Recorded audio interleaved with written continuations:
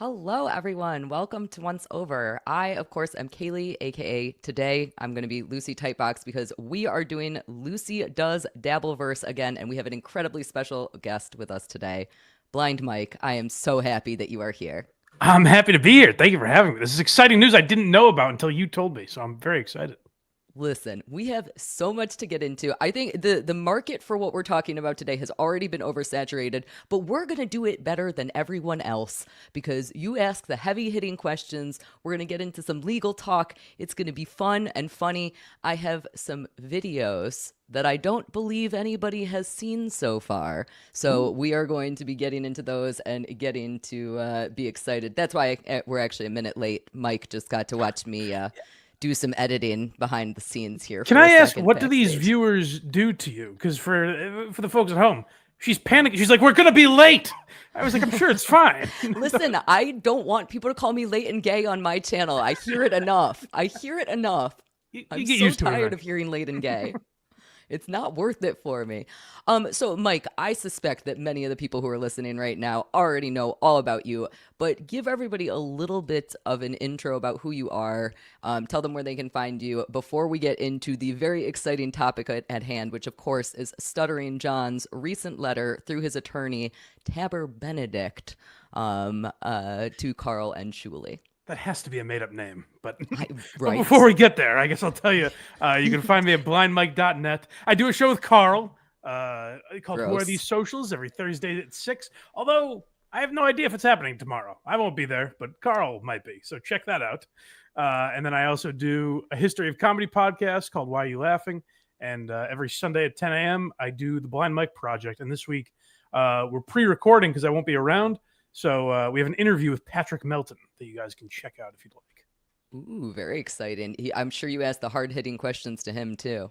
Absolutely. Of course. Yeah. Held his feet to the fire. I don't even want to know what he said. Come on. Gross. Ugh. He was probably talking about penises and coming. That's all I think he talks about. Yes, underaged in particular is what he's wonderful. into, I hear. So yeah. That's great. I'm so happy. I'm so happy to hear that.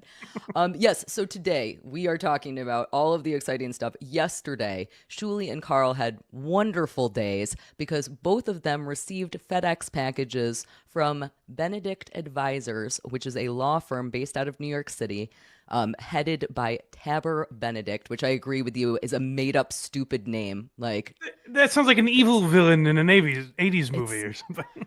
It's not a name. It's not. I was like, is it Tabber? Is it Tabor? Is it Tanner? And his parents just got lazy at some point. Like it doesn't make any sense.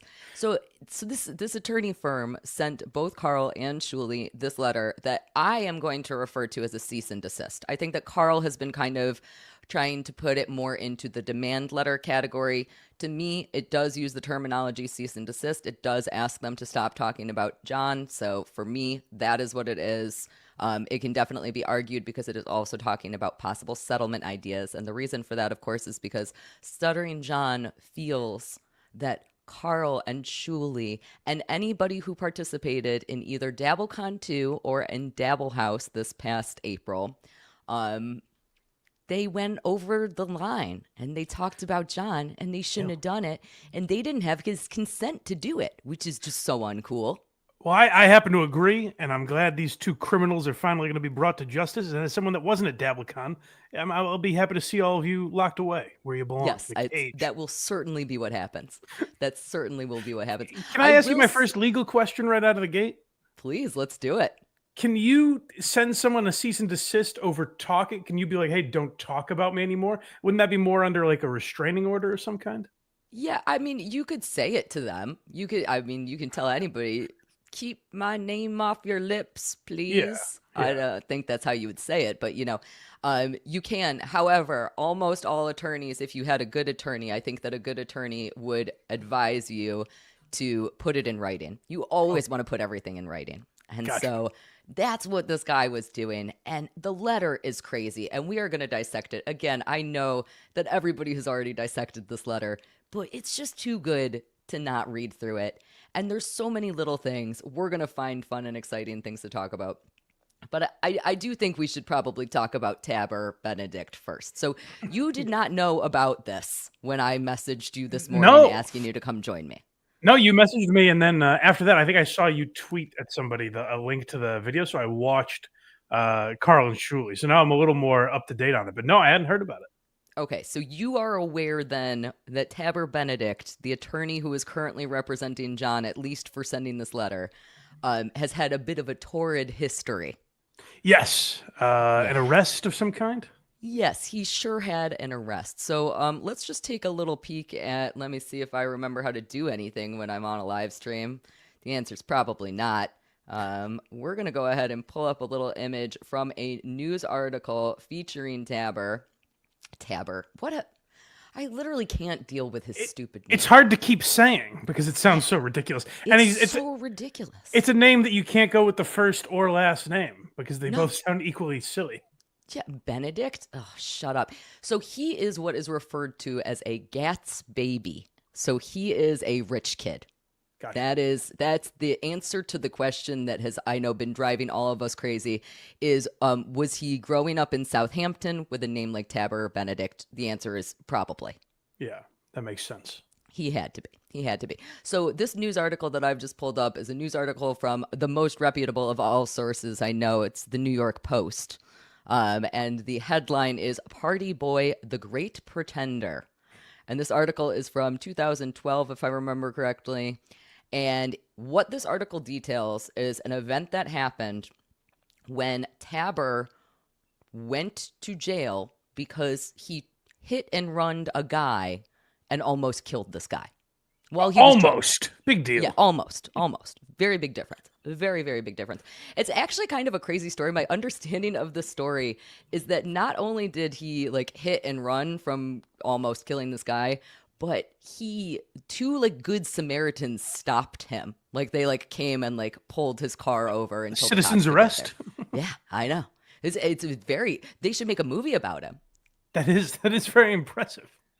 I don't hate it. So this article is talking about the fact that after he gets convicted of this crime, he gets sentenced to 10 years in jail. I don't know if he actually served his full sentence, but he gets sentenced to 10 years in jail.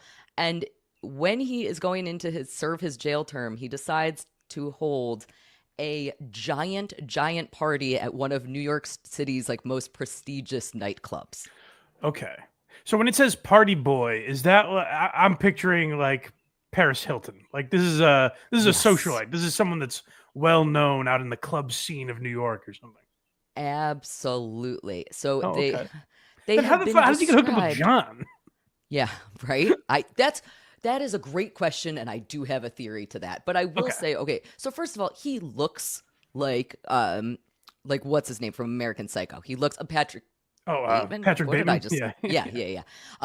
He that is what he looks like. He looks fake.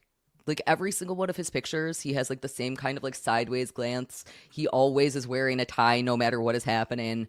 It's absolutely insane. And he is described within this article as preening prepsters who lure ladies, lucre, and limelight as a lifestyle. So that kind of gives you an idea of his shebang. Yeah.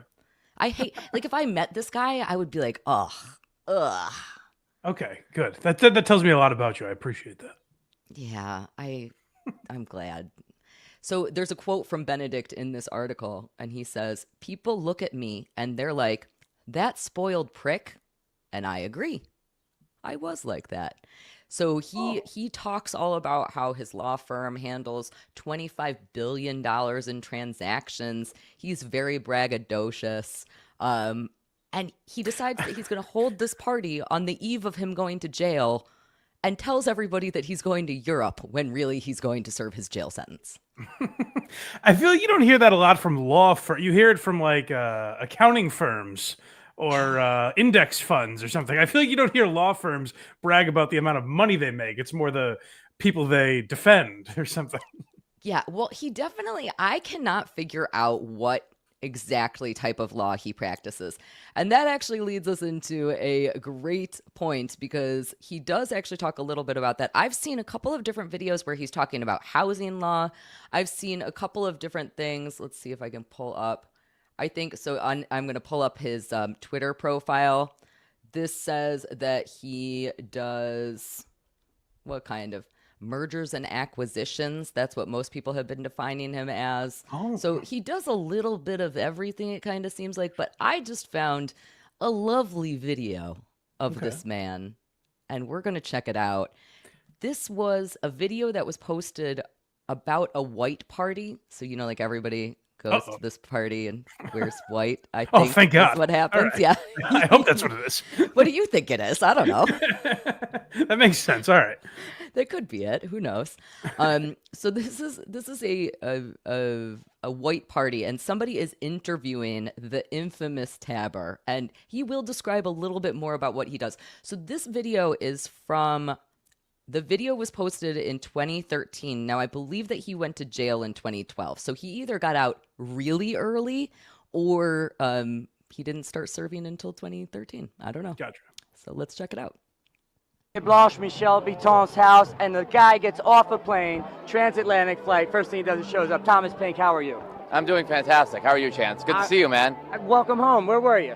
I was in, actually, not transatlantic, So you might have noticed there. So again, this is this guy interviewing Tabber, and the guy is wearing a dirty white T-shirt, and Tabber is in a suit and tie, not wearing full white. Also, so maybe it is the other kind of white party. I don't know. Yeah, right. It's possible that that I Lynching was of wrong some all kind. along. Yeah, I guess with a name like Tabber Benedict, maybe. That is true. Yeah, that's old money. So you might have noticed that the interviewer in the white T-shirt just referred to him as Thomas Pink. So we're going to learn a little bit more about that. Now, I just discovered this video right before you and I came on. So I have not been able to find anything out about anybody with an alias Thomas Pink. So I am curious about if anybody who is listening is able to find anything more. Caribbean. I was in Panama, and then I went to Playa del Carmen in Mexico. I was there for a wedding. I was in Panama for business and for leisure. And now you're back right here. And where I'm back. You're partying. Yeah, of course. This is the way it works. Business and pleasure. So that is Tabber explaining how wonderful his life is. He's traveling, he's jet setting all over the place. He's going for business and pleasure, and then he's arriving back home and going straight out to this crazy white party. How old would you say he is, or do you know? He looks like he's about 45, but tells people that he's 35. Okay, and that's in this video from 10 years ago or whatever. Yeah, yeah. Okay. So I would say. Oh, so he's a Stern fan. I've been trying to think, how does he get linked up with John? He's got to be a Stern fan. Okay, so I do have a theory about that. I have a theory about how they got linked up. I think this is completely insane. This was my first thought when I started hearing things. My first thought was Vince is a puppet master. Vince the lawyer is a puppet master, and he's insane.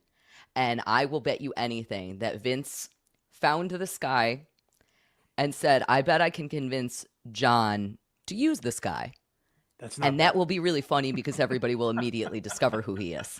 That's not bad. That's not a bad theory. I don't know if it happened, but that's not a bad theory. That's me going completely off the walls. Like that makes no sense. But it's funny because that was my initial thought when I first heard the term Benedict Advisors, Tabber's law firm. I immediately went and searched that. And that was it was my first thought. And the first thing that I started doing was trying to figure out if Tabber and Vince had ever worked at the same place at the same time. Mm-hmm. I was not able to find anything out like that. Okay. They did both go to Columbia, but I think at very different times, and I don't think that both of them were in the same schools. Yeah, and that could be, even if they were there at the same time, it could mean nothing. Yeah, who knows? But I was trying to piece together a connection. I have not figured out one yet. But now that we know this alter ego of Thomas Pink, maybe, just maybe, there is some connection that we have not put together yet. Thomas Pink. So Tabber Benedict sounds like a terrible 80s, like a snowboarding movie bad guy. Yes. And Thomas Pink sounds like a schlocky, like undercover name of a bad guy. It's wild. It totally does. It totally does. It's just crazy to me. Everything about this is goofy. Like, and that's why I kind of feel like this might have to do with Vince the lawyer, because this is the type of gag that Vince the lawyer really enjoys. For sure. Before we get too deep into it, can I still throw out this theory though, or maybe you know enough about this to completely nix it? Because I was glad the boys said. I think when Shuli started, he did preface it with this. In my opinion, John is a guy that loves a victory lap. I don't think he would stay if he's sending these two idiots a cease and desist letter. I assume he's going right to Twitter. Has John said anything? Because if not, to me, that opens up the door that this could be anybody, someone on Twitter or Reddit or just some asshole trying to mess with Shuli to make him think it's John. Is that a possibility? That's interesting. That is very interesting. I have not thought about that. Oh my God, I'm like caught off guard by how great that theory is. You know what I mean? Like because when has John ever not taken a victory lap and gone on Twitter and said, the dues payer will get his comeuppance today or something like that? Well, I will say he certainly has changed lately because we have nothing to talk about anymore. So he has done some sort of changing. He's no longer being an idiot on the internet constantly, much to all of our dismay. But he has changed in some way. In addition to that, if Tabber Benedict is a good attorney, he would have said, John, don't say anything. Okay, that's fair. Not that John has ever listened to anybody. Yeah, right, exactly. But I guess it's plausible, right? Yeah, I get the only reason I'm throwing it out there is because of that, where I'm like, where's John? If that's like he'd be, because it was just like a week or two ago that he was tweeting about bringing Cardiff to justice, right? Yeah. So it's not like he's completely silent. Well, it is interesting. I think his tweet read something along the lines of something's happening May 26th, whatever, which of course was a holiday. Oh, right. Because he's an idiot. That's right. Yes, I forgot about that drop dead date. Now, this is actually my second episode of Lucy Does Dabbleverse. And in my first episode of Lucy Does Dabbleverse, I actually gave a theory about that. My theory was that Vince had told him, you know what? You should go to the court and you should file a lawsuit on May 26th. It's a Monday. Get in there really, really early. It's going to be great. And then Vince sat back and waited for the phone call of John being like, why are all the courts closed today? And so that makes sense. That was one of my wild theories. So now my new wild theory is that Vince didn't say go to the court to file a lawsuit. He said, send a cease and desist letter. Right. Now, that would kind of make sense timing-wise because the cease and desist letter was sent via FedEx. So FedEx takes a couple of extra days. So, I guess it would have been over a week that they would have waited for that letter. I was going to say maybe he went to Tabber Benedict on the 26th or tried to go to Tabber Benedict on the 26th. Couldn't because his law firm was closed because it was a holiday. And then got delayed, and that's why the cease and desist didn't come out until later. Yeah. I don't know. Possible. Maybe. Possible. It's possible. There's a lot of... Something weird is going on. Like, bringing in a guy named Tabber Benedict is too much of a gift. It's too much of a gift to all of us to not have something funky be going on. It sounds like one of Cardiff's fake names. Like John would... I know who you are, Potato. You go by the name Tabber Benedict. If there weren't all of these news articles about Tabber being such an idiot and all of these videos like the one that I just played, if we didn't have that, I would 100% say this is not a real attorney firm. I would say somebody just made a GeoCities website. It's 1999 and they have sparkly words in the background of everything. I would not have believed any of this. I wouldn't. Let me ask you this. Could someone have looked up a real attorney's name and use that for this prank, or would that get you in a shit ton of trouble? I don't actually know the repercussions of impersonating an attorney. I don't think that you definitely cannot practice law if you are an attorney. Right. So if they looked up his name and they impersonated him by sending this letter, they could get into a lot of trouble for practicing law without a license. Okay. That would definitely be something. So for example, I work at a law firm, so I am exposed to a lot of legalese, which is one of the reasons that I know a lot about this stuff. But I am not an attorney, so I cannot give you legal advice. Right. The only advice I can give you is you should probably get an attorney for that, which is exactly the advice that I would give to anybody. I don't know. I don't know. It's interesting. All right, let's check a little bit more out of this little video of Tabber because I just think it's interesting and I don't think anybody has looked at it yet. And again, this is a video from about 10 years ago of him, and he's getting interviewed at this white party by some dweeb. And the two of them are just peachy keen together. I am Tabber Benedict. I own a firm called Benedict Advisors LLC. We do corporate and all sorts of legal advice and legal advisory work and consulting work for startups, entrepreneurs, small businesses, people that want to have big businesses, people that want to have, legal advisory work for whatever they need to have done, and also they want to have someone that's gone to an Ivy League law school. They Jack of all trades. That has over a decade of experience on Wall Street, yet has no overhead, so I can charge 30, 40, 50% lower than those guys in Midtown on Park Avenue and those people down on Wall Street. All right, so he is boasting about how awesome he is. He thinks he's really great. But he does say that he is a jack of all trades, which means that he could be somebody who would be willing to write cease and desist letters. Okay, makes sense. So I will say it's seeming legitimate to me. All right. Another thing we have to look up is who's Thomas Pink, for God's sake. I know. Why is he going by Thomas Pink? Okay, so I tried to figure out the Thomas Pink thing right before you and I started. And the only thing, if you Google Thomas Pink, all you get is some button-down shirt company, which could very well be him. It could. Who even knows? But he does give us a little bit more insight into who Thomas Pink is in my last clip here. So let's check out this last little clip of Mr. Tabber Benedict. Call him Thomas Pink because that's his special name, right? So in case you get confused. That's my charity raise awareness name. Oh. So it's his special name, Thomas Pink. My raise awareness name. I do my charity under an alias. Have you ever heard of that? I can't imagine why you would do that. If you're going to tell people it's you.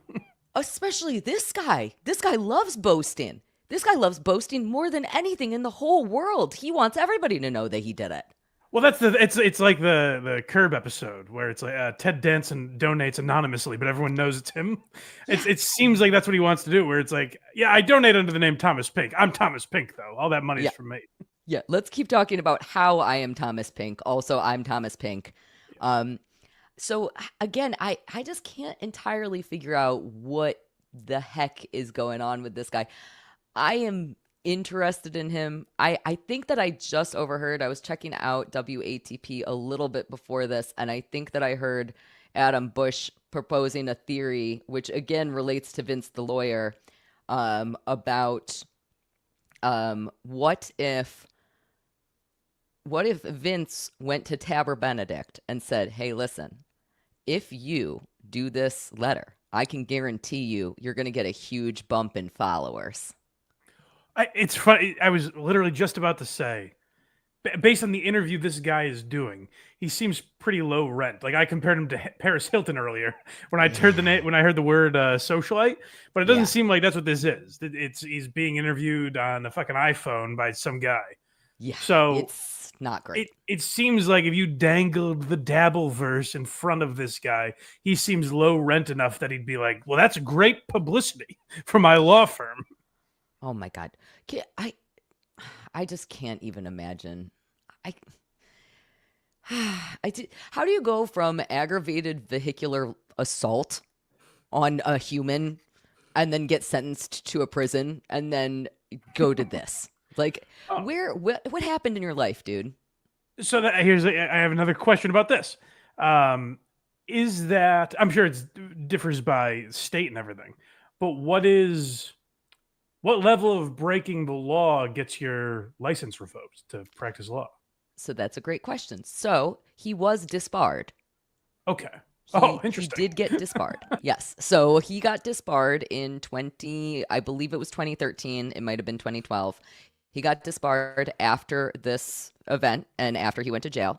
And then he was reinstated back to the bar in November of 2023. I did not pull those screenshots. Those would have been good to have up right now. Let me see if I can real quick find them. They are definitely interesting. I will tell you that much.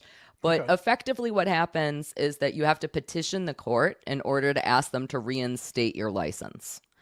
And so he did that, and the court agreed that he was going to be reinstated, which is kind of crazy if you ask me. I feel like I don't. Maybe he's a really great attorney. You basically have to prove that you're a good person in order to be reinstated into the bar. Right, which is possible, by the way, just because he had, like, if he was drunk driving and he seems like an ass, it is possible to change or be a good guy despite all that. So, I don't know. I guess it's realistic. And if he felt horrible for it, and if he apologized during sentencing, and if he did all of the, and he made efforts and has changed himself, I completely understand that is possible. However, he also self-proclaims himself to be, a spoiled prick. So yeah. But that was a decent amount of time ago, though, right? It was. Oh, it was. Although, okay, what evaporates all that is he does seem kind of like an ambulance chaser now, based on what his current work. Yeah, if this is what he's doing. But again, how does John find this guy if it isn't through Vince or through something else weird? Through Vince is a great call. It's also just possible he's a Dabbleverse guy. Although the letter is not worded in a way that would make me think he is. It seemed like he had no fucking idea what this world was. Oh, I could not agree more. And I think that gives us the perfect opportunity to start getting into this letter. I know we all love it. We have all talked about it. Everybody has already heard all of the things about this letter, but we're going to do it again because it is just so dang great. And there is lots of interesting stuff. There are lots of references to laws in here, so we're going to actually be going into some of those. But effectively, what is happening within this letter is that Tabor Benedict is bringing up New York civil rights laws, and he is talking about how people are entitled to privacy. Now, I think before we get into the letter itself, it is important to talk about a really, really interesting case called, I think it's Arrington versus the New York Times. And in that case, the court literally said that freedom of speech and press transcends the right to privacy.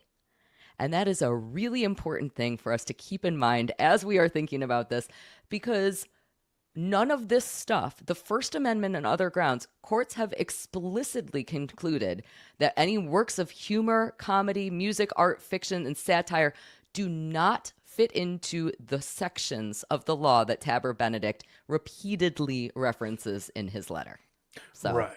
What does it say about uploading John's entire audiobook to your Patreon? Is that in there at all? It says as long as it was a faulty Google Chrome, it's okay. Good. I'm glad that wordage is in there.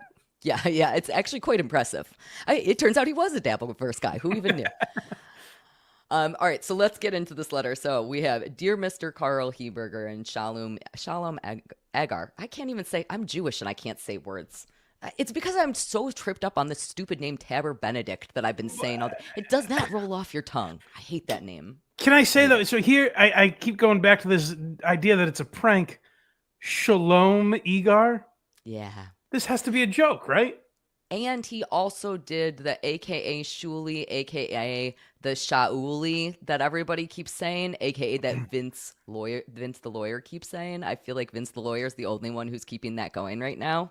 It might as well have said Lady K and the shitware.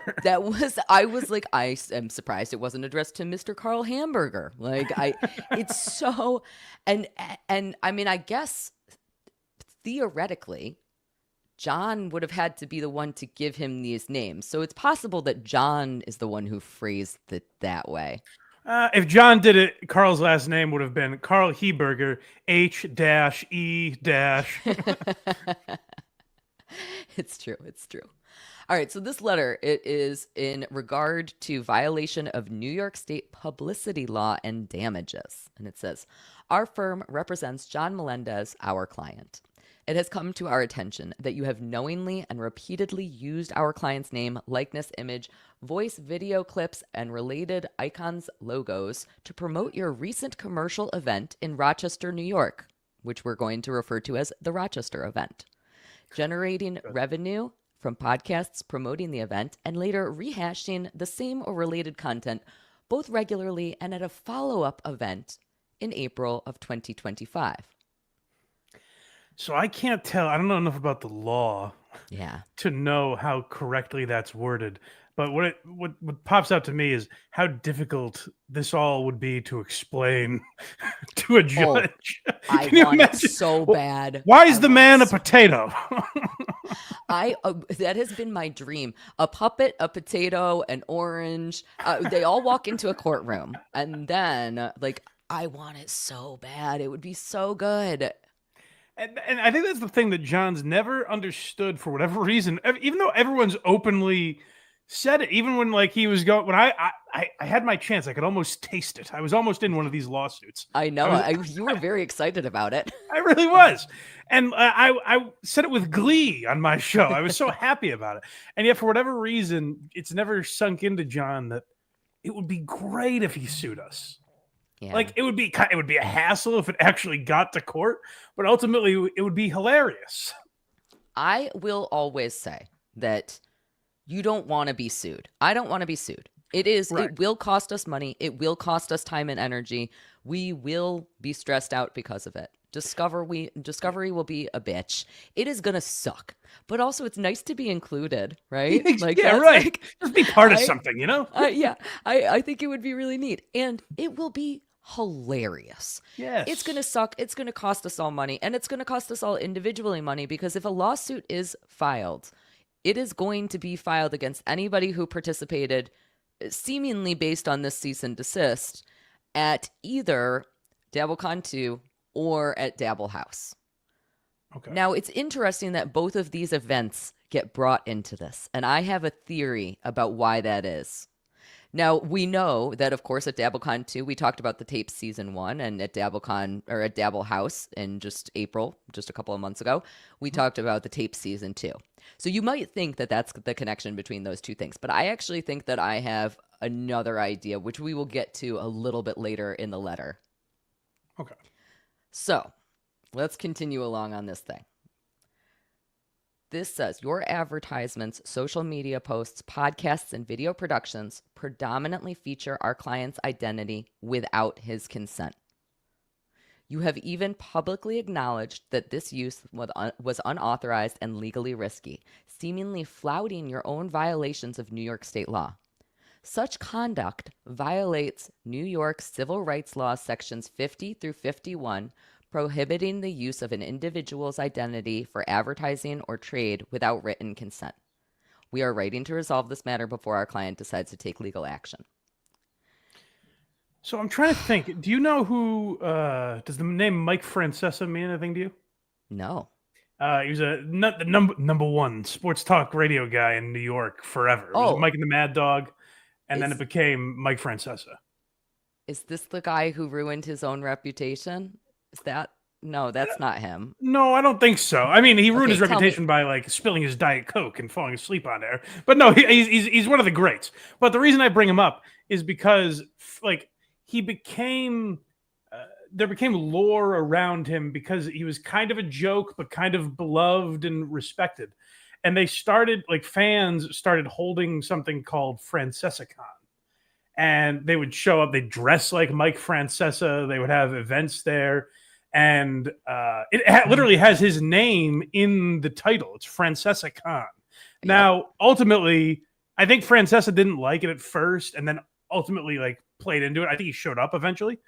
But my question is doesn't that it's legal to do that, right? To have a joke event about someone where you're paying homage to someone?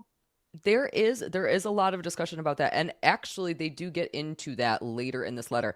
In fact, they reference what is the Second Circuit Court's recent decision in the Carmen Electra case. So the Carmen Electra case is sort of interesting, but I don't really think that it actually ends up supporting the point that you just made very smartly that I think you are correct about. So the Carmen Electra case, it was Electra versus 59 Murray Enterprises. 59 Murray Enterprises was actually the owner of a strip club. And that strip club ended up using Carmen Electra's likeness. They ended up using a photograph of her, and I think it was 8 other women. So there were 9 plaintiffs, including Carmen Electra.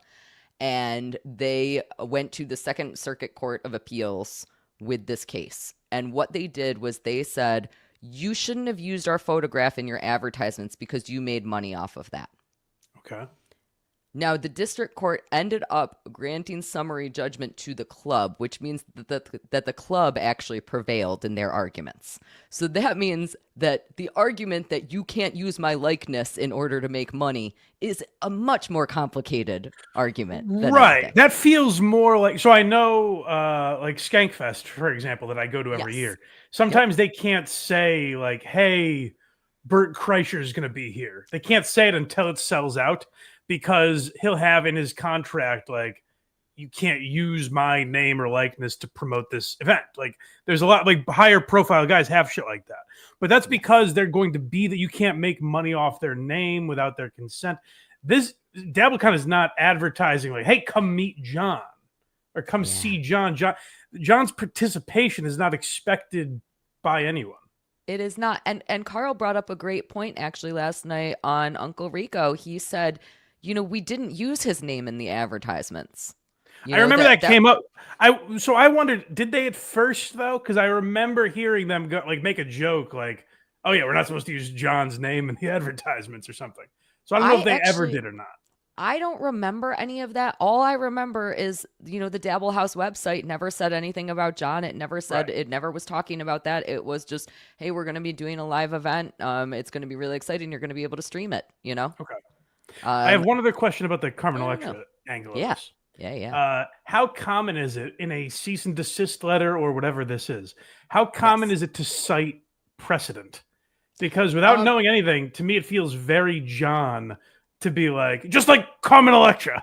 Yeah, it is actually pretty common. So I would say that the language used in this letter is pretty standard canned language for something like this. Now, that being said, this is not at all the type of law that I work at a law firm. This is not at all the type of law that the law firm that I work at talks about at all.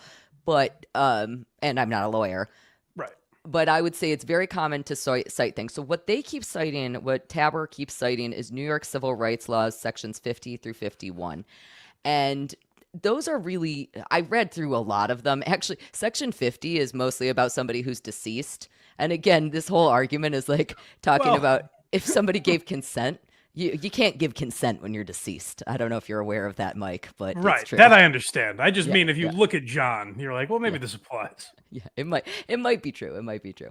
So this is very interesting stuff in the sense that we really need to examine what's going on in section 51. And Tabber does try to describe what happens in section 51. So we're gonna do some skimming, and we're gonna get into that section 51 a whole bunch here. So let's continue on in this letter, and we can answer some of those questions. Okay, so the unauthorized exploitation of our client's identity has been substantial and sustained.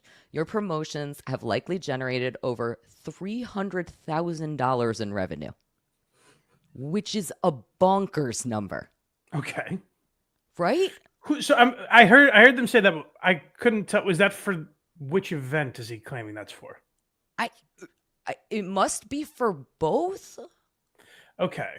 I get the only reason I'm asking is, like, in theory, the streamed version, the possibilities are. I guess both had a streaming angle to it, right? So they're probably saying like, oh, maybe 100,000 people fucking bought it on pay-per-view. Yeah. Okay. I think that reference is not only to both the events, but also to their podcasts. So I think that's kind of where then it might be more money. Who knows? Again, it could be an endless amount of money. Yeah. I don't know. I don't even know.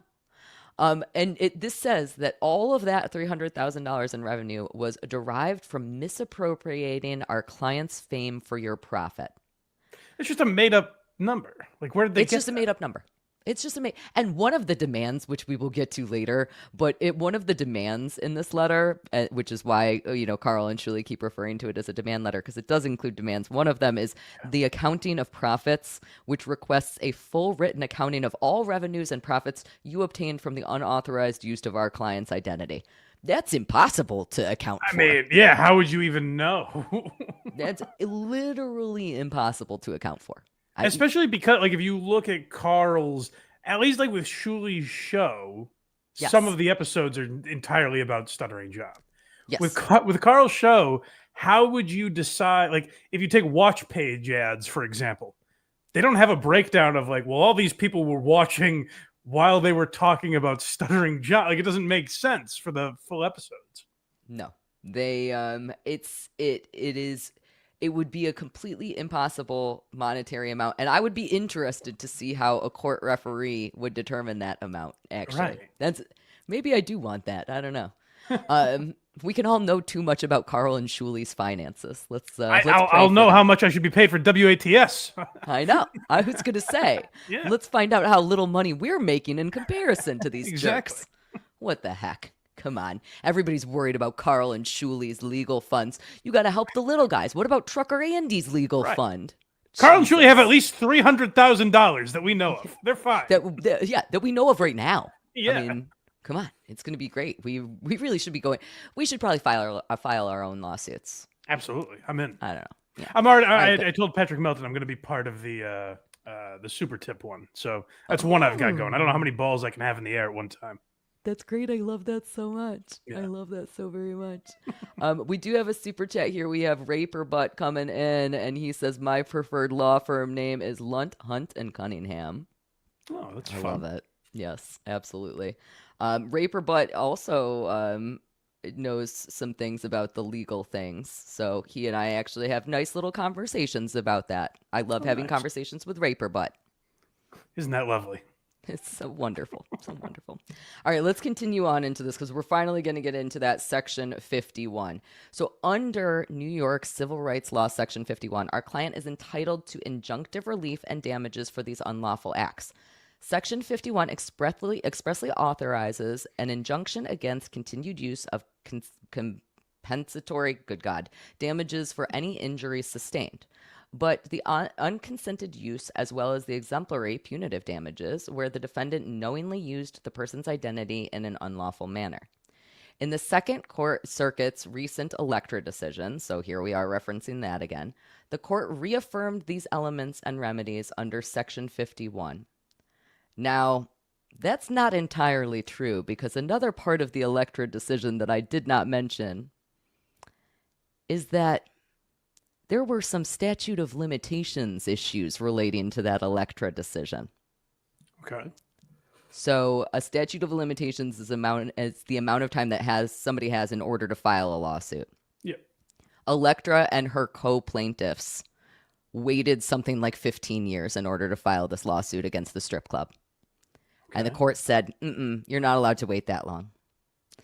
Now, I looked up the statute of limitations for a lawsuit similar to the one that John might be filing against all of us. And I believe that the statute of limitations, again, I'm not an attorney, so this is just my understanding of things. I could be totally wrong about this, but my understanding is that the statute of limitations is 1 year. So that would be 1 year from the event. And as we have already defined it, the event is the first Rochester event, which, of course, was DabbleCon 2 on August 17th, 2024. Okay. So that means that John has, a month and a half to 2 file months? this lawsuit? Yeah. That's insane. He can't do anything in a month and a half. No, that is... Not that it was going to happen anyway. But he's getting close. He's you got to give him that. He's close. He's one step further. Okay, so now here's Tabber. Great job, Tabber. He's going to do a really good job here. He says, to prevail in a lawsuit like this, a plaintiff must show, 1, use of name, portrait, picture, or voice. He can probably show that, right? Those are things that I think happened. Sure. 2, within New York. Now, that's a problem. And I think that is why Tabber keeps referencing DabbleCon 2 and not just Dabble House. I think that's why we're looping both of these events together, because it needed to be in New York, and of course Dabble House took place in Florida. Right. And Florida, they could do, this law doesn't apply, whatever he's talking about? This law is specifically, these statutes, Section 50 and 51, are specific to New York State civil rights law. That's why those crafty weasels flew down to Florida for it. That makes sense. They thought of everything. They didn't mention John in any of the advertisements. They didn't do anything. They hid their $300,000 away from us, so we didn't get a portion of it. Criminal masterminds. Yeah, that's true. This whole time we thought Karl was a marketing genius, but he's so much more. He does look like an evil genius, so that does make sense. He does. Okay, so the number three thing that you need in order to prevail in a lawsuit like this is that you have to show that the things were used for advertising or trade purposes, and that it was used without consent. And then Tabber says all 4 elements are plainly met here.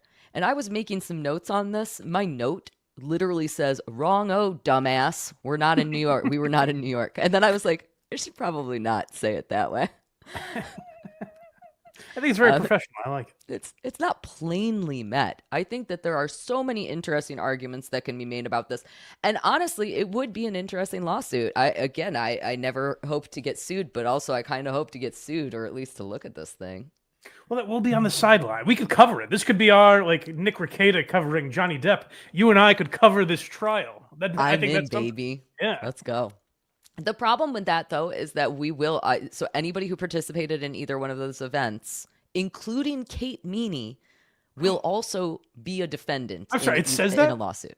No, you're saying that? Okay, I'm saying that. Yeah. Like, what a bizarre phrasing. Oh, okay. I think that's actually one of the things that's making John hesitate on filing a lawsuit, because he doesn't want to sue Kate Meany because he's still in love with her. Oh, what a great film this is turning out to be. I know. It's going to be beautiful. Who's going to play Tabber Benedict? It could be anyone. I don't know. Yeah. I mean, Christian Bale is obviously good. Yeah. He might be a little too old for Tabber these days. Okay. We need a younger Christian Bale. I think, okay, so the reason, let me explain a little bit more about why I believe that everybody is going to get named, because I've been getting some shit about this. People have been saying that I'm wrong about this. I have consulted with attorneys, and they have told me that I am correct as long as John were to hire a good attorney. Now, is he going to hire? We don't know if that happened or not. Yeah. But as long as he were to hire a good attorney, then the good attorney would name anybody as a defendant who is what is called either an interested or a necessary party. An interested or a necessary party is anybody who participated in something. So, for example, let me think of a good example of somebody who would be named in a weird lawsuit. Okay, here's a good one. Okay, so if I recently bought a house, so I have a mortgage. Okay. Let's say that I was renting out one of my rooms to a friend. All right, that's one of the ways that I pay my mortgage. And I stop paying my mortgage and I get foreclosed on. Obviously, I'm going to get sued for that. Part of me getting foreclosed on that is that there's going to be a lawsuit filed against me. Mm-hmm. In addition to that, though, anybody else who's living at my house is also going to be listed as a defendant in that lawsuit. And the reason for that is because they are an interested party. They care if the roof gets taken from above their head. Right. So it's not necessarily somebody who has the same... I don't know if that makes any... Did that make sense? I think so. Okay. To a degree, I think so, yeah. So it's not just Karl and Shuli that would get sued over this. It's anybody who talked about the tapes. It's anybody who participated in these events. So it's Vinny talked about the tapes? I still have a chance? Yeah, I know, right? Yeah. You're part of the $300,000, actually. Oh, okay, good. They're coming for your money too. You're gonna have to figure out. You're gonna have to account for how much of a portion of John you've talked about. I will. That 3 weeks where I said I wasn't talking about John anymore will really come in handy for me. Yeah. All right, we have another super chat here. This one is from Dave D. Thank you so much for the 20 Canadian dollars, which of course is worth pennies on the dollar, as my understanding. But I do appreciate the thought because it says, I'm tired of Karl flaunting his $300,000. We are too. That's right. What a jerk. He is just the worst. I can't even believe it. I can't even believe it. Okay.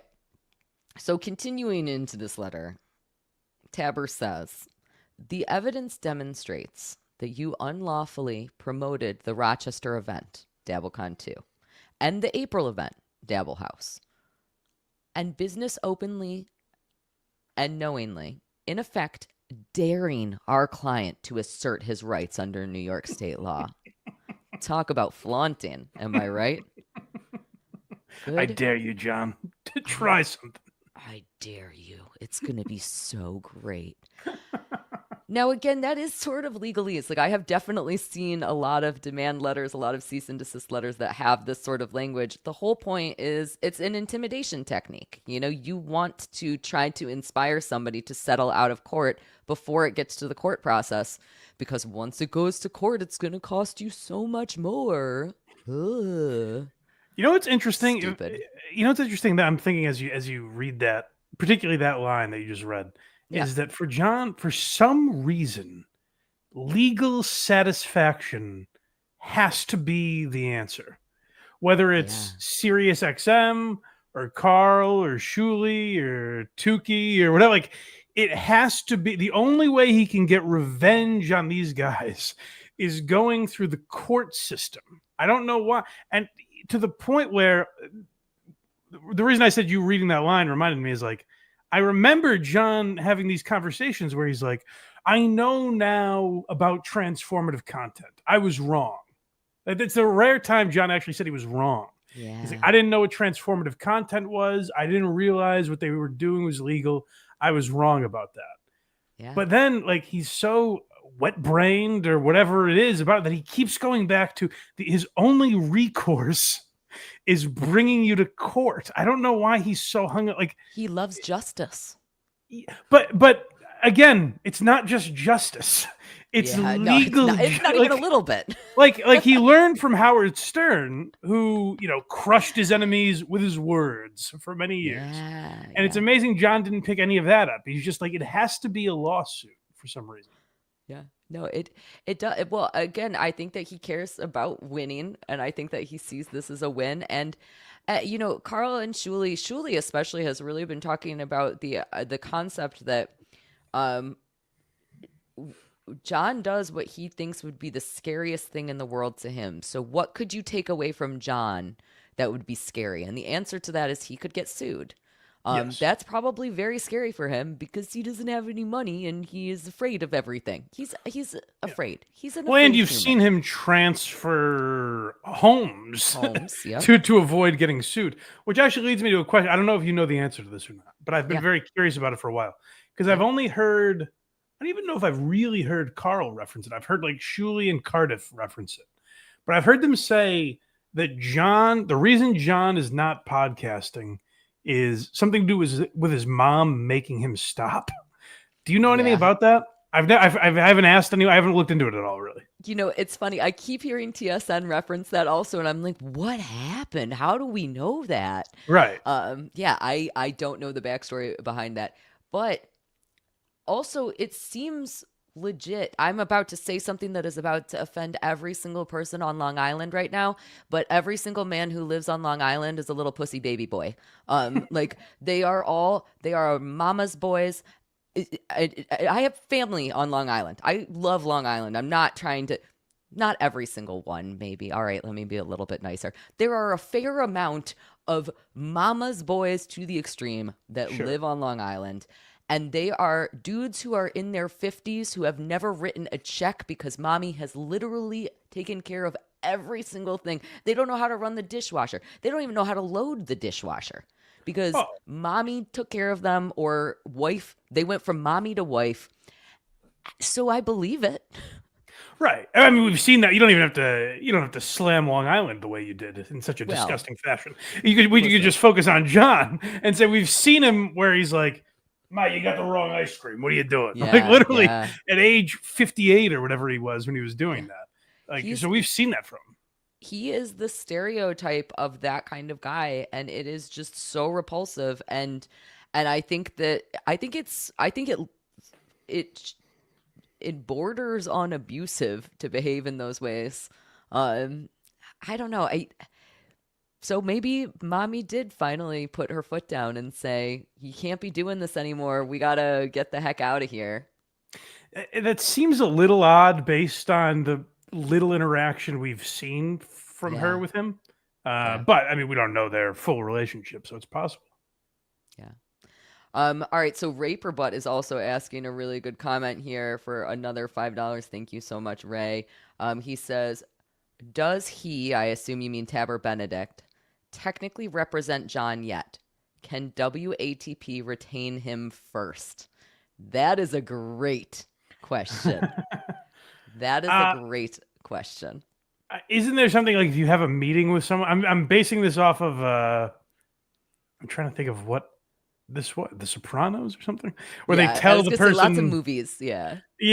Like meet with every divorce lawyer so that your ex-wife can't hire them. Yeah.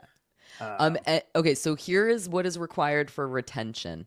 In order to retain an attorney, there has to be some transaction between you and that attorney. So I could go to an attorney that is a friend of mine, and I could say, I just did all this horrible. I just insulted every single person on Long Island, and then I killed them all because I hate them. I could say, whatever, and I could say, but I want to have attorney-client privilege with you. And they might say to me, if they were friends with me, well, give me $1, and then I'm retained. Yeah. So getting retained is interesting. So does Tabber technically represent John? My guess is no. My guess is that John hired him specifically to write this one letter and did not retain him as an attorney. Now, that being said, Tabber, if he is smart, especially since he was already previously disbarred, so he really does not want to do anything that would affect his good stand-in, he more than likely, I'm going to say, would say, I don't think that I want to get into any sort of potential conflict of interest. Right. Do I think it actually would be considered a conflict of interest? Not necessarily, but he probably would be like, I don't want to risk it. I'll also say, from the little we know, Karl and Shuli probably want a better lawyer anyways, right? Yeah, so that was going to be my next point is, would you hire this guy? Right. I would not. You don't want to steal a lawyer from John because it's someone John chose as a lawyer. And not only that, you literally can't Google this guy unless you know his name. Like, if I Google, like, I need an attorney to make a cease and desist letter for me, Tabber Benedict is not in the first 100 search results. I can guarantee you that right now. Yeah. Thomas Pink might be, but not Tabber Benedict. Listen, I feel like you're doxing his secret identity. I know he did it, but it was a long time ago, man. Just let the man do his donations in peace. I understand. You're right. It's very inappropriate. Very, very inappropriate, Mike. Sorry. This is so absurd. Can I just point out, like, if I ever thought in a million years when I started working at a law firm, I started working in a law firm about 13 years ago. If I had ever considered that this is the benefit that would have given me, like, damn, it's so stupid. It's so stupid. What has my life become? They didn't say when you were hired, like, so for example, like if Stuttering John from the Howard Stern show gets sued, did you ever listen to Howard Stern? And then I'm like, I was really more of a Paul Harvey girl, and they were like, get the fuck out. And that's how I started working at a different law firm. My grandfather listened to Paul Harvey every morning when I would sleep over there. I love Paul Harvey. He's great. I also liked Stern. I just wasn't a diehard like everybody else was. I was a Paul Harvey girl. Sure. That was only half a joke, and now I'm embarrassingly old to everyone. I didn't mean that. I like Paul Harvey too. Yeah, he's great. Dang it, he's great. He's a delight. I would have hired him as my attorney. I don't think That's he the rest ever of the was story. admitted to the bar. Yeah. Yeah. What is the rest of the story, Mr. Tabber Benedict? Come on. I can't say his name. Tabber Benedict is the stupidest name in the whole wide world. You literally cannot say it without stuttering. It's a tongue twister. That's why. Is that why John hired him? Oh my God. Oh no. Oh, okay. All right. That's fine. All right. Let's go through more of this letter. So, moreover, Tabber says, Tabber, the lovely Tabber says, moreover, you are not entitled to claim any incidental use, parody, or newsworthiness defense. Oh, now, I think damn. this is very, yeah, I know. Yeah. That's exactly where I was going to start. Now, what has been interesting is, and you brought this up a little bit ago, John has laid off of the idea of looking at like the copyright laws and fair use and how those things, he has backed off of that idea. Right. Instead, what he is doing is he is saying that you used my likeness for these commercial promotions, and because of that, because you profited because of those things, therefore I am entitled to damages. Okay. Now, first of all, this is newsworthiness. This is like, he is a public figure. I don't know the legal definition of newsworthiness, but I believe that if you are a public figure doing dumb things publicly, that commenting on them is newsworthy. No? I'd be interested. This would be a very this angle of it might be a precedent-setting case, because we live in a time where what's to define news. It's not just what's on the fucking 6 o'clock news. And so I would think any good lawyer could actually use shows like mine and Tukey's and whatever else, and say, look at all these little pockets of the internet that cover. It might seem like dumb horse shit to you, but it has interested a lot of people and they follow along with it. So I would imagine a good lawyer, I'm not a lawyer either, and I don't know what I'm talking about, but I would think a good lawyer would be able to present it as some kind of news coverage. I could not agree with you more. And I do think that this would be a precedent-setting case. I believe that if this lawsuit happens, as long as we don't all settle outside of court, which I'm pretty sure that both Shuli and Karl have already said they are not going to do, I believe that this would be taken up to the Court of Appeals in New York State, and it would be really interesting. So you would get to see, Lady K, a Stuttering John versus Lady K, with a year after it annotation and stuff. We just talked about the Electra case. People are going to talk about this, baby. Yes. The DJ Electra case. Oh my God. Yes. Yes, absolutely. You get everyone involved. Yeah. Why not? For sure. Everybody's involved now. You guys are all involved. You guys were all accomplices. And the other angle of that is like John has built himself as a celebrity. So I don't think it matters what level of celebrity you are, as much as Kim Kardashian is news to TMZ. Yes. John is news to us, I would think, no?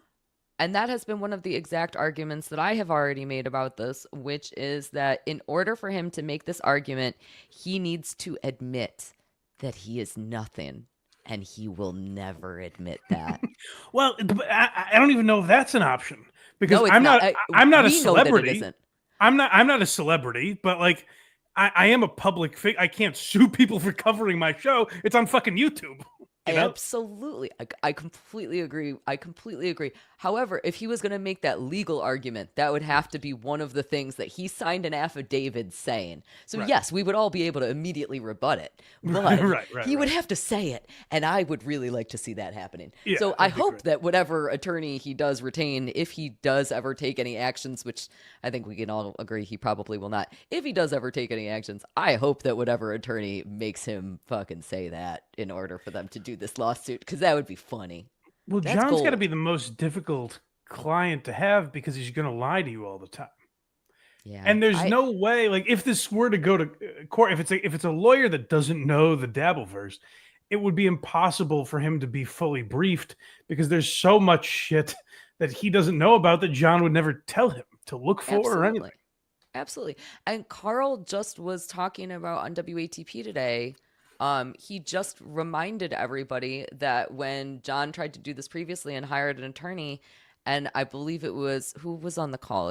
I think it was Karl Shuli and maybe Bob. Bob, But they all, I remember Bob yeah, Levy. Yeah. Yeah, they all went on to a phone call with John's attorney, and they started telling him all the stuff that John did, and the guy was like, "John did what? He did that? He did." And then he ended up calling John a moron and calling John, and and so I mean that's probably what would happen here, right? I would think, right? It's gotta be. Gotta be. Oh my God. All right. Okay. So we have already learned we can't claim parody. We can't claim newsworthiness defense. Any exceptions apply only to legitimate editorial or news reporting contexts, not to intentional, knowing commercial promotions. So that is how they are hoping to, I don't know, get around whatever legalese is happening. By contrast, you have made our client's identity central to your marketing your event and podcasts. The court has consistently held that a plaintiff does not need to prove actual loss of profits or commercial damage to prevail. And here we cite a case called Lerman versus Chuckleberry from 1980. Okay. Which is a very interesting case. So this is a case where Lerman was a woman and Chuckleberry was, oh my God, I can't even say it. Some sort of news distributor, like a magazine sort of thing, the owner of a magazine. And what Lerman said was that they published nude pictures of her and made a bunch of promotions saying that she was going to have orgies and all this stuff, and then they made a bunch of money off of that. And in this case, the defendants relied on two arguments.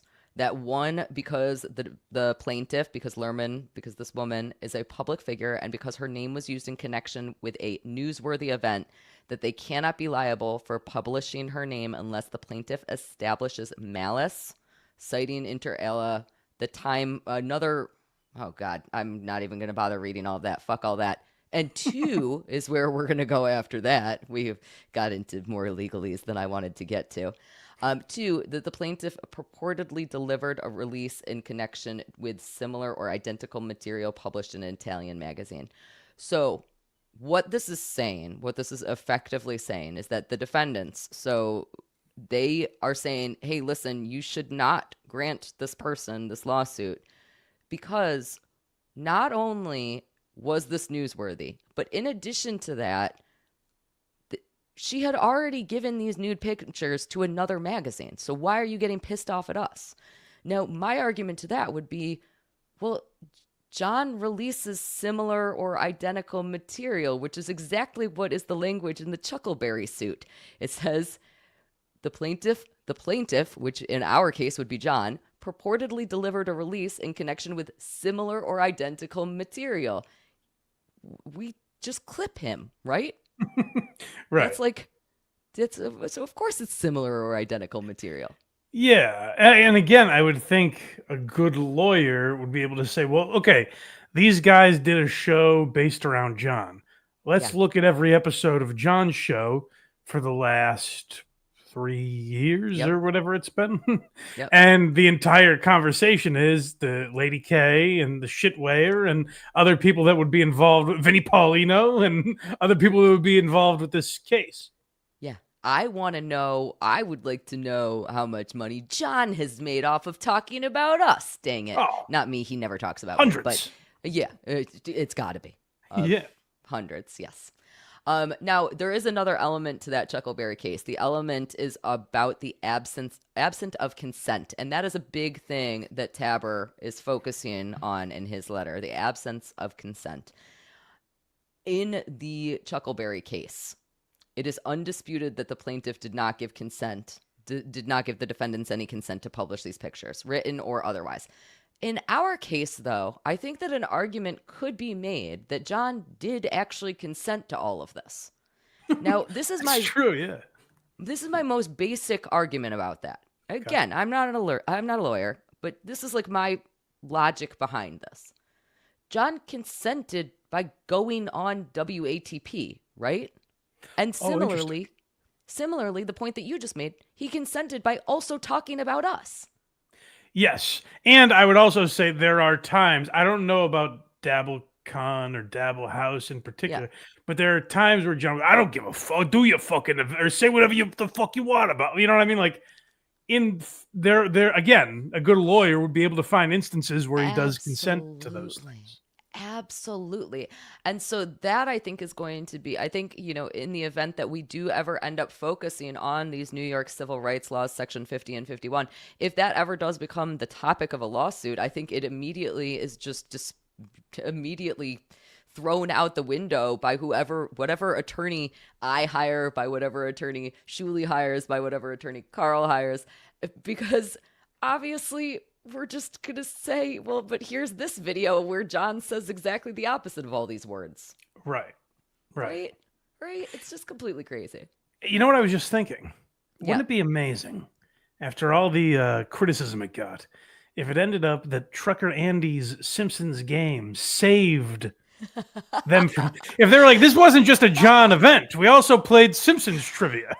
Oh my God. You know what I mean? Like if you could argue that it wasn't solely about John, they did a bunch of other things, and Andy saves everyone. Andy saved the day with his amazing Simpsons trivia. Yes. Amazing. It's so good. It's so good. Or just Matt Groening joins this lawsuit. Matt Groening, rather. Oh, my God. Yeah, Matt Groening. Come on, you don't even know that? Jeez. Rhymes with complaining. It's very easy to remember. Yes. All right. We have another super chat here. This one is from Luigi Greenberg, the great Luigi Greenberg, who also joined on TSN last night and did a wonderful job explaining some of the legalese to everybody. Luigi, thank you for the $5. It says, why mention that the plaintiff doesn't need to prove loss of profits? Who lost profits? That is totally irrelevant to the facts of the claim. I think Luigi is much smarter than I am about stuff like this, but hear me out. Let me give my explanation here.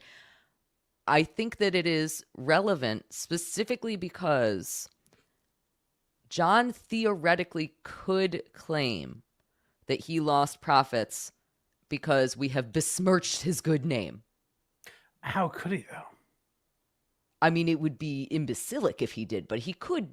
I mean, I guess he could claim anything. I'm going to go ahead and start claiming that the sky is purple. Right. I think that might have, I wouldn't be surprised if Tabber, when he was having this meeting with John in order to draft this letter, had some sort of conversation. And John was like, not only did they do all this stuff, but also I could have been making so much money and I lost a job because of them. And they called my jobs and blah, blah, blah. So it might be relevant. It might be. I don't know. I don't know why an attorney I didn't think so in my mind when you said that, I was actually thinking the opposite would be true, where I would think a good lawyer would be able to prove that John actually made money from them because his show, every super chat he got was fans of Karl and Shuli, basically. Yeah. So I would, but I never thought if he tries to make the argument that lost profit would be for like getting gigs canceled or something, maybe. Yeah, I mean, I guess that would have to. Maybe he would argue. I mean, again, it would be you have to when you do something like that legally, you have to show like actual relevant losses of profits. So like, let's say that he had signed on with Netflix to do a comedy special, and then Netflix canceled it because of all of our malarkey. That would be a loss of profits. Sure. But that would be very hard to prove. Luigi, that is a very good question. Unsurprisingly, a good question from Luigi. Very, very much appreciated. So he goes into other crazy stuff here. I'm just so fixated on his love of New York civil rights law section 50 through 51 because again, I don't think that any of it makes any dang sense. It doesn't make any sense. I know it can incorporate many things, but the idea of John being the victim of a civil rights lawsuit is very funny to me. It is. It truly is. Like you think of this woke guy with trans and gay kids, and he's the victim. Like his civil rights have been violated. He's actually the only one in his family who's ever had their civil rights violated. I don't know if you're aware of that. It's true. So the letter continues. Clearly, your intentional. Let me put this back up on the screen. Clearly, your intentional, promotional, and commercial use of a celebrity's identity outside of a bona fide news context is actionable. I don't think that is clear, so I think that's a pretty sloppy law firm sentence. But that's. Accordingly, we demand the following no later than Friday, June 13th, 2025 at 5 p.m. Eastern Standard Time. Very nice to make sure that we don't accidentally sign on to a podcast at the wrong time. That is usually at my dusk. MO. Yes, at dusk. Let's meet under the sunset, please.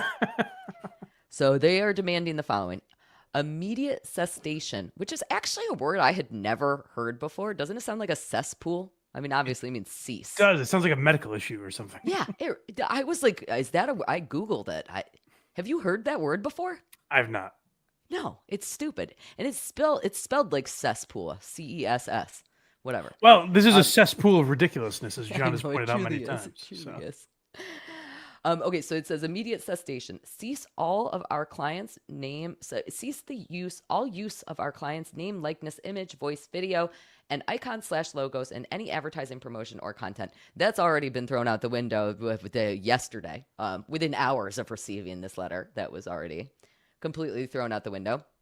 Next up, we have they are demanding monetary damages, which include compensatory damages of $300,000 and exemplary damages of $300,000 to compensate our client for knowing infringement and to punish your willful misconduct. So that is $600,000 total. What's amazing about John is Casey Day says this all the time. I think it's a good. I'm paraphrasing. I was going to say good quote, but I'm paraphrasing him. But basically, he says John makes you question your own morality. Yeah. Where I tried to defend, I like to think of myself as a little more fair than a lot of other people, particularly with someone like John, who no matter what John does, people are going to shit on him. You know, like if John says the sky is blue, Reddit's going to be like, what a fucking idiot. The sky's green, everyone knows it. So, like, I try when possible, I try to defend John and not even defend him. Like there's moments like I saw a week or two. I just happened to be watching Point Dabble Point. I forget if it was on Karl or Shuli's channel, and they were talking about John.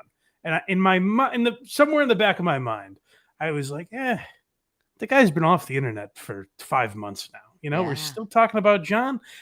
In my mind, John's winning by you guys talking about him. And then John swoops. The moment I think that, John swoops in and says, I'm going to give you guys a reason to keep shitting on me. And now they have to talk about him. So if what this wording is that John wants them to stop talking about him. I think we were getting there, you know? Like, we're at the point where they're going back through old stuff. I know Karl still does, like, the bonus episodes, but he was more or less done talking about John. Like, they were pretty much done. All the love and affection in my heart. All the love and affection. Uncle Rico Show has been talking about things other than John. Point Dabble Point has been talking about things other than John. Those shows are built on John. Right. Like, so if those shows are veering off and are finding new paths, it was coming to an end. Close. We were moving on, buddy. There was, I don't know, we were going to talk about Steel Toe and Opie forever and KB for Christ's sake. Right. Well, that's what I was taught. So I interviewed Patrick Melton. It'll be on. It's up for members now, but it'll be out Sunday for the rest of you people. But where can people get the membership copy? Oh, I don't know. blindmike.net, Patreon or YouTube. The links are there. Yeah. But I was asking Patrick Melton because there's something I was fascinated to talk to him about. Is he's been podcasting for 20 years. Yeah. He just celebrate. I think I talked to him on his 20th anniversary, which is pretty crazy. Yeah. And something he said to me was like, he's like, you know, people that know me now think like, oh, people only found you because of Steel Toe, because that's where they found me. Yeah. And he's like, there were people I was talking about 20 years ago, people I was talking about 15 years ago, 10 years ago. These people kind of come and go. John is the depth of the well, as I always say with John, is very impressive. I think it is like, it's impressive that Karl's been able to talk about him for 6 years, maybe 7 years now. And it's never really gotten boring, you know? Every single time that I get bored of John, I become completely enchanted again. Yes. I'll have like 2 weeks and I'll be like, man, I'm really over the John stuff. I just can't do it anymore. I'm over it. I'm done. And then he does something, and I'm like, what is he even thinking? And this falls into that category. I was like, I don't really miss him anymore. You know, I think I'm okay with him fizzling. I'm okay with this kind of being the end, maybe. Yeah. And then he did this, like, and now all I want to do is talk about how dumb he is. Yeah, it is, and that's one thing I think people don't understand. I'm hoping to have Louis J. Gomez on my podcast when he's here in Boston. Yeah. And he's talked about how like the Dabbleverse is gay, basically. He's like, if you're focusing your podcast on one guy, like Stuttering John, he's like, that's lame to do. And what I hope to have this conversation with him, because like one thing I want to kind of explain to him is like, you don't really get it until you start following him. Not that it's going to scratch everyone's itch. Like maybe Lewis would never give a fuck. But I think if you observe his behavior, at least to some degree, maybe not the lengths that I talk about it or Karl talks about it or Shuli or you or whoever. You obsessed weirdos. Yeah, like maybe us freaks do it a little too much. But like it is interesting. Like it would, I think if you give it a chance. It's compelling. Yes, if you're interested in human behavior at all, it's very compelling. I always say about John, there is a steep learning curve, but it is well worth it. Yes. You gotta really dive into a lot of stuff. You gotta really commit. You know, when I first started going on WATP a couple of years ago, I was a fair weathered listener. So I was not always caught up on the most up-to-date stuff. And I would get confused because I would be like, what, how is this happening? When is this happening? What's going on? Oh, how did we all start hating this person? Last week we loved this person, you know? And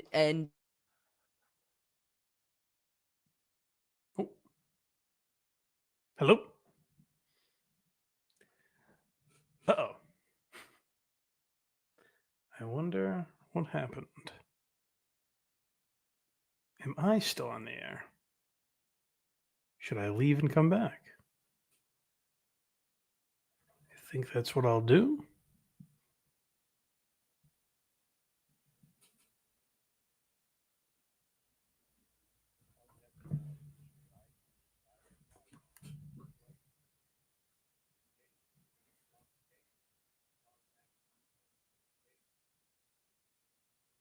Oh, can you hear me?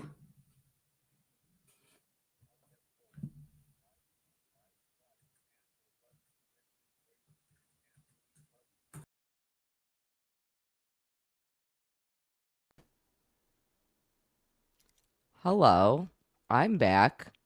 My internet went out. I managed to kick Mike off in doing that, maybe.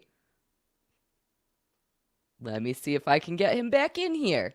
And we'll read all about all of my wonderful technical difficulties. It'll be really, really great. Let's go ahead and... sorry about that, guys. Let me do the professional things like a true professional. I know what I'm doing. I don't know what I'm doing. Oh, look, there's Mike. Yay. Okay, sorry. My internet went down. Oh, it was you. Okay. It was me. It was me. I was talking for a while. So I guess what you'll see on the stream is me literally going, do I leave? What happens here? Perfect. I love it. I have no idea what happened. My internet literally just went out for absolutely no reason. Let me, while I stop freaking out about that for a second, talk about a couple more super chats, and then we will get back into... Or did I interrupt you right as you were saying something very exciting? No, you were in the middle of a story. I was actually curious, not to veer off too much, but I was actually curious. No, go ahead. Because you said something like when you just started listening to WATP.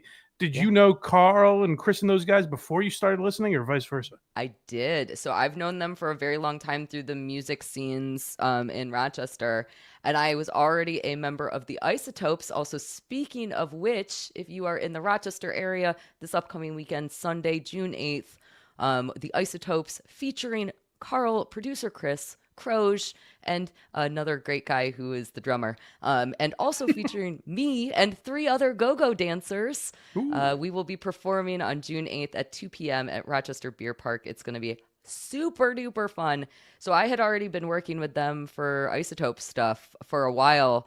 I think Karl was just hard up one day for a guest, and he was like, "Hey, Lucy, you want to come on a podcast?" And I was like, that sounds like a bad idea, but yes. And it stuck.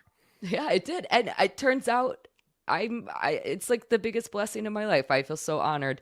Here I am on the edge of a lawsuit. I'm about to get sued by such a powerful man who is going to just decimate my entire life. And yet I am so happy. So you've made it. Like, I feel like the most honored lady in the entire universe. That's right. Yeah. Let's go ahead and check out a couple more of these. So we have yet another one here from Raper, but he is saying, funny that this says, so I assume he's meaning the letter, nothing about his kids being made fun of. I thought that was all he cared about, and the rest was okay. No? Well, I have his answer for that, I would assume. Yeah. This is the way to stop them from talking about my kids. Like, I can't just sue them for talking about my kids. This is the way to stop them from talking about me, which stops them from talking about my kids. Yeah, of course. You are that makes a whole bunch of sense because again, this does say immediate cessation. I'm probably saying that word very wrong, but I'm going to say it as cessation sounds for right. the rest of my life. Yeah. I like it. Yeah. So cease the use of actually, it just says cease the use of our client's name, which means we could still talk about his kids all we wanted. I'm back in. I agree with Raper Butt on this one. That's now you can only talk about his kids. Yeah. Now, what else? You made us. About? Yeah. Good job, sir. All right, we have another one here. This is from Don. Hi, Don. It's nice to hear from you. $2. Thank you so much. Less John, more Lucy. I appreciate that. More Blind Mike. Also, this has been a lovely conversation. I appreciate you joining. I've had fun. Yeah, thank you for having me. All right, we got another one. We have Drunk Engineer for $5. Thank you so much. First, Lauren Compton, and now this. Mike is the master of looking directly at girls with big boobies and staying extremely focused. That was a comment I got a lot when I did Lauren Compton's show. Most of the comments were, this is the first guest that wasn't looking at her tits the entire time. So anytime, I can't remember what show you and I were both on together at the same time, but everybody kept sending super chats that were like, Mike, Lucy's boobs look great today. And I was like, thanks, guys. That's really nice of you to tell him that. I can tell. I'm just a gentleman. I don't look directly at them. I appreciate it. I did hike them up extra specifically for you tonight, Mike. So I do appreciate that. Thank you. It's the nice things that we do as a lady, Yeah. We have another one here. Weird comment, €5. Thank you so very much. Zumach getting on super tip before both y'all, huh? Shame. Mike would be the first one to do only text too. Little crying emoji. Patrick did tell me that the other day. He's like, there's text on.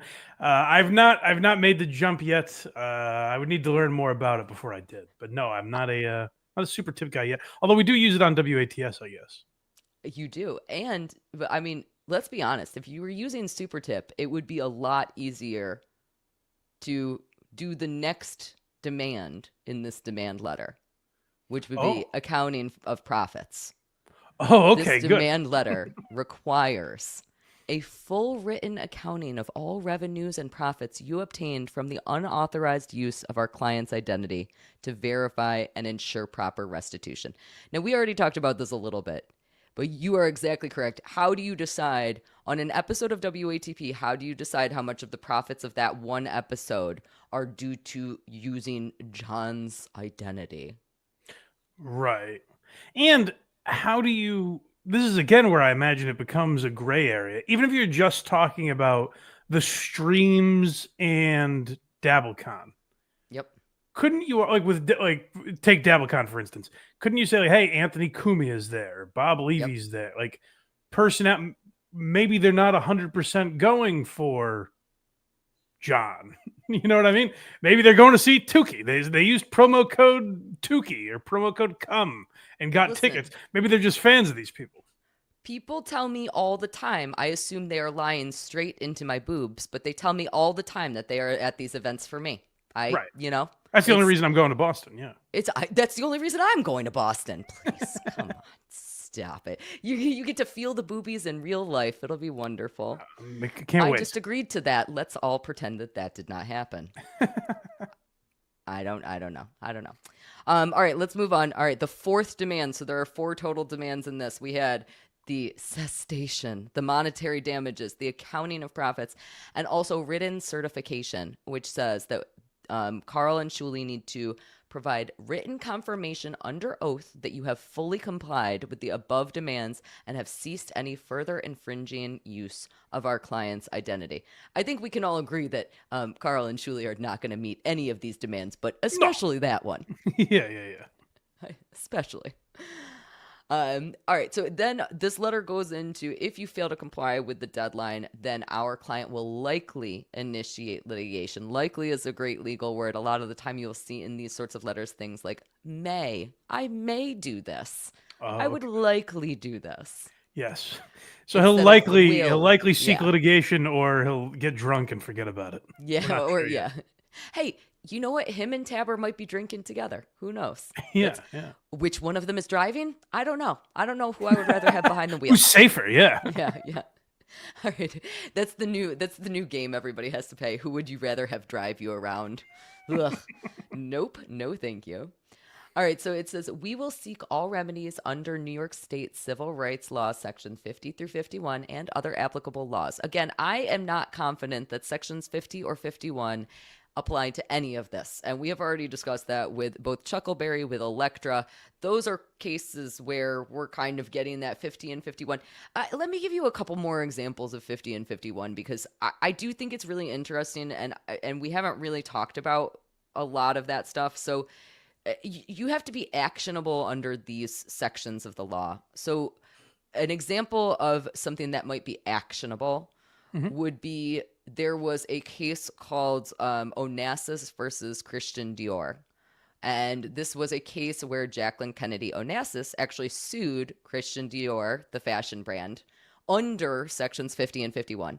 And the reason that she sued them is because they had hired a model who looked exactly like her.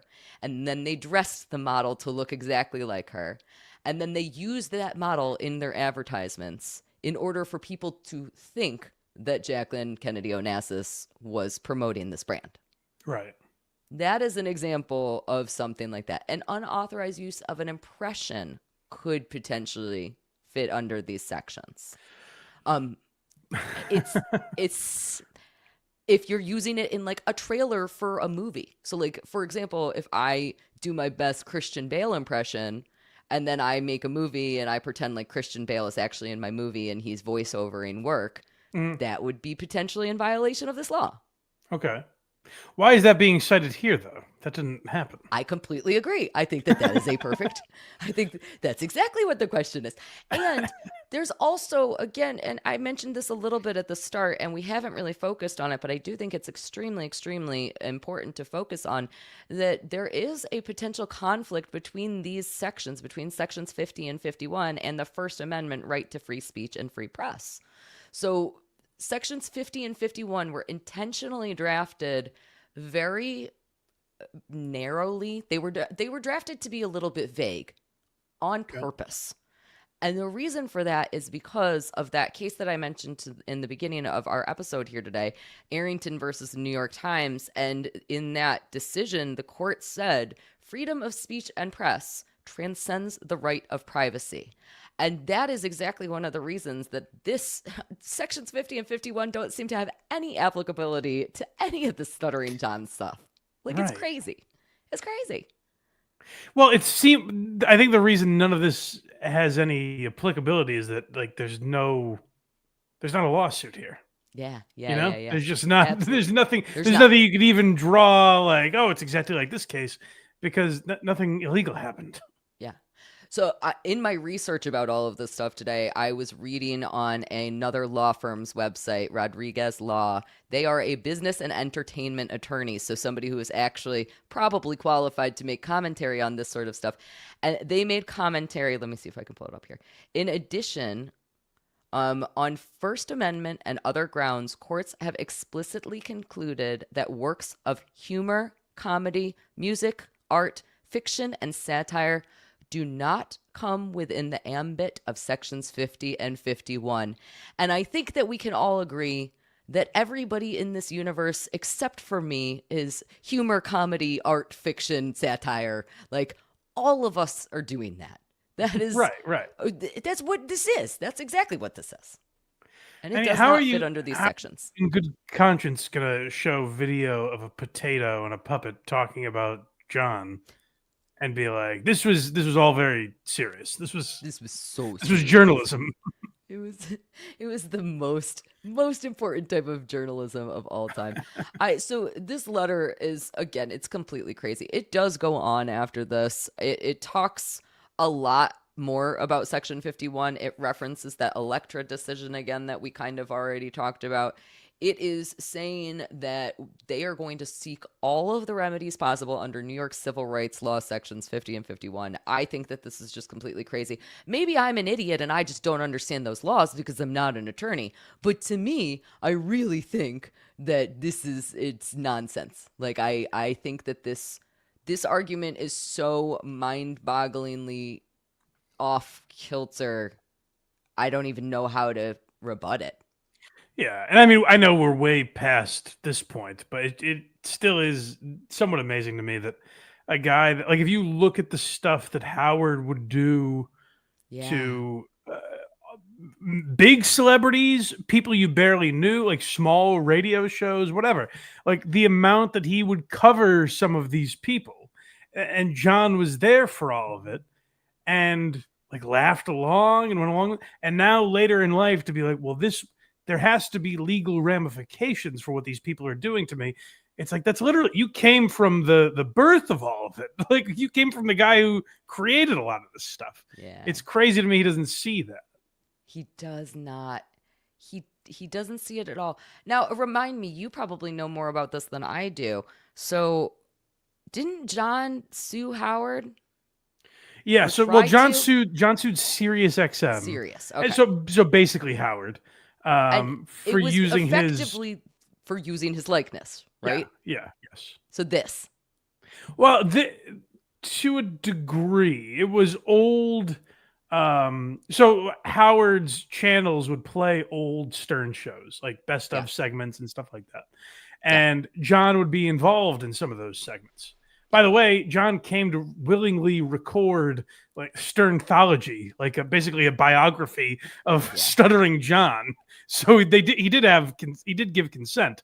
But the lawsuit was essentially when John worked for K-Rock, he never signed anything that allowed them to use his likeness, which I'm sure isn't true, by the way. Yeah.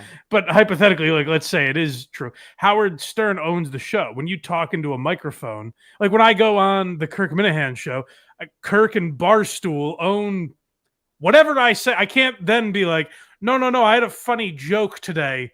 That's mine. I'd like it back, please. You're not allowed to play it anymore. Like, when you speak into a microphone, that's what you're doing. You're on that person. Right now, I'm on your show. I can't be like, hey, Lucy, take it down. I was too good on that show, and I don't want you to replay it. I can cut this up. So here's another point of that, though. I could cut this up, and I could make you look like a racist asshole. And I could, I could clip you together, and it could be like Homer when he's doing the gummy bear thing, and then they put him on the new, like, I can do that. I can absolutely do that. And that would be shitty of me. Yeah. On the other hand, you can also do that because this is also on the internet. So if you want to clip me talking about how Long Island boys all suck, and ruin me because I said all of those words. I plan to already once we get off. I figured that you did. That was why I was bringing it back up. I just wanted to make sure you remember. Get ahead of it. Good. I know. Yeah. No, I'm trying. Listen, do you have $300,000? And if so, can I sue you for $600,000? Yeah, that's fine. I'll try. My favorite line of this whole letter, though, it comes to a conclusion here. It basically says, we want to discuss settlement with you, which obviously is not going to happen, I don't think, in any way, shape, or form. Karl and Shuli did try to call Tabber last night, which was hilarious. Unsurprisingly, he did not answer, and also his voicemail was full. Very busy. A lot of clients, I'm sure. Yeah, very, very busy man. But my favorite line in this whole thing is this is like the only line that I don't think sounds like legalese. Like, I have never seen, and I haven't seen a ton of cease and desist letters, so maybe I am wrong here.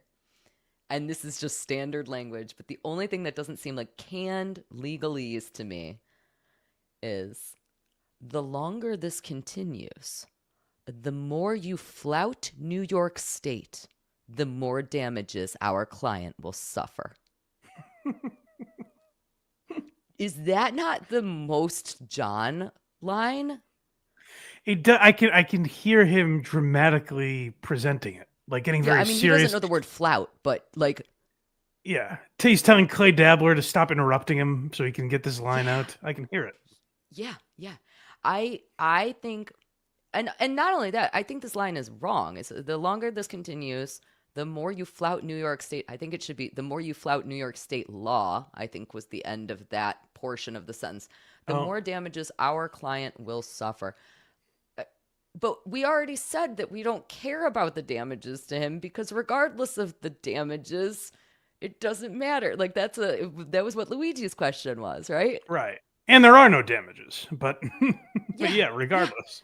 Yeah. He's doing great, right? Oh my God. I think that this whole thing is bonkers, and I can't wait to see where it goes. Here's the problem with John, though.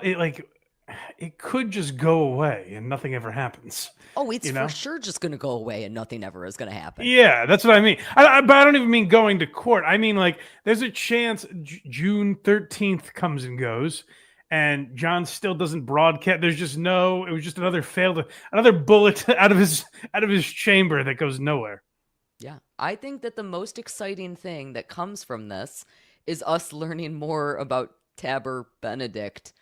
Yes. AKA Thomas Pink. Let's not forget that his alias is Thomas Pink. Everybody go figure that out since, again, all I found was Shirt Company.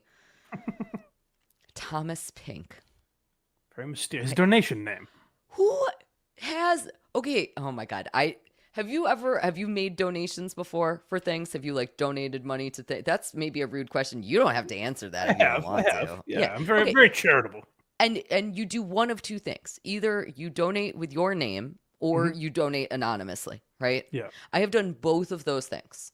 I have made donations under my name. I have taken the tax write-off. It's been great. I have also made anonymous donations, not taken the tax write-off.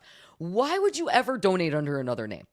So when you're Lucy Tightbox, that's not your charity name? That's not the name you're going by to give back to the kids? I mean, I guess what kind of charity? That's fair. I don't know. To a blind man, perhaps. Yes, yeah. That's the getting to see the boobs in person, I guess, is where we're getting with that. Yeah.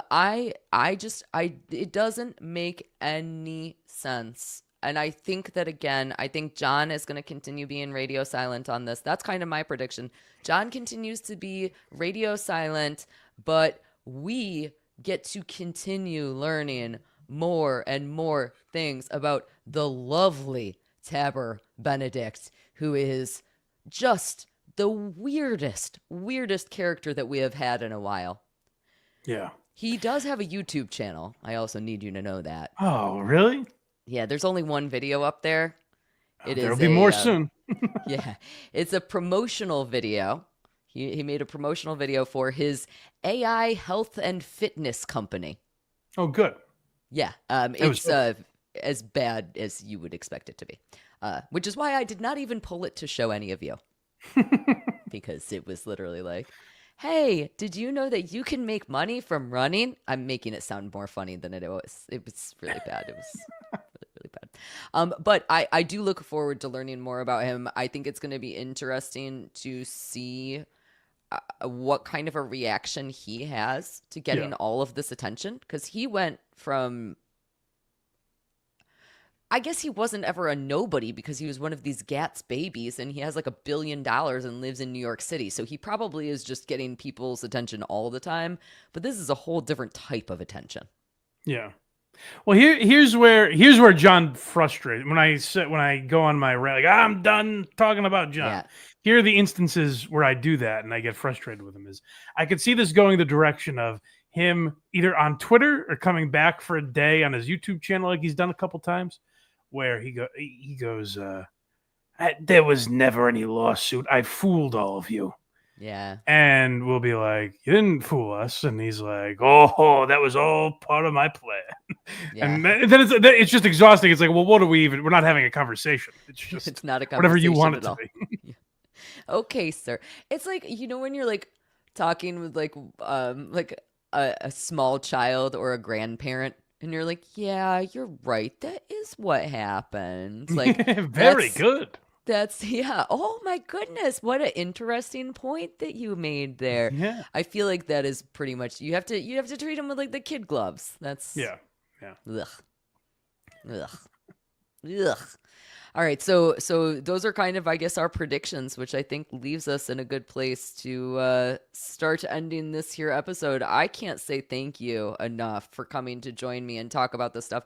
I had really wanted to discuss some of the more legalese in there, and I can't imagine a better person to have done it with than you, because one, you're funny, and two, you ask great questions. So thank you. Will you tell everybody again where they can find you and all the exciting stuff you have coming up?